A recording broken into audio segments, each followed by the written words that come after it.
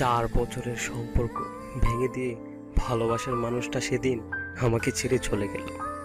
বিশ্বাস করুন, আমি প্রচুর কেঁদেছিলাম।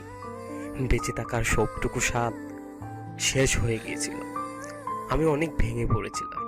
অনেকবার আত্মহত্যাকে মুক্তির পথ ভেবে সে পথে পা বাড়িয়েছিলাম। কিন্তু যতবারই আত্মহত্যা করতে যেতাম, ততবারই মনে পড়ে যেত আমাকে জন্ম দেওয়া পিতামাতার কথা।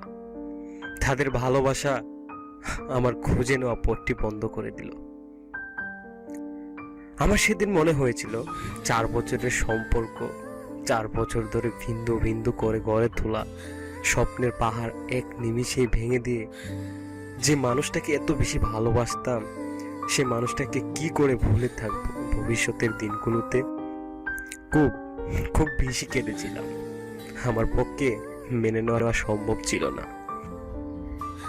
অথচ দেখেন, এখন কিন্তু অনেক সুখী দিন কাটাচ্ছে।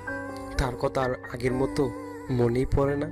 মনে পড়লেও আর মন খারাপ হয় না। মানুষের জীবনটা আসলে স্রোতে ভেসে যাওয়া শেওলার মতো। সময়ের স্রোতে ভাসতে ভাসতে কোথাও গিয়ে কিছুদিনের জন্য বসতি ঘরে মায়ার বন্ধনে আবদ্ধ হয়ে যায়। কিন্তু একটা সময় পর ঠিকই স্রোতে গা ভাসিয়ে চলে যেতে হয়। পৃথিবীতে মানুষ যতদিনই বেঁচে থাকবে, ততদিনই নতুন নতুন মানুষের সাথে পরিচয় হবে। জীবনে নতুন নতুন মানুষ আসবে, আবার চলেও যাবে।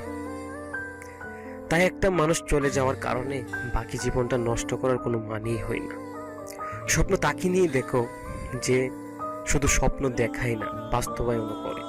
কিন্তু এমন কাউকে নিয়ে স্বপ্ন দেখো না যে স্বপ্ন দেখিয়ে নিজেই হারিয়ে যাবে।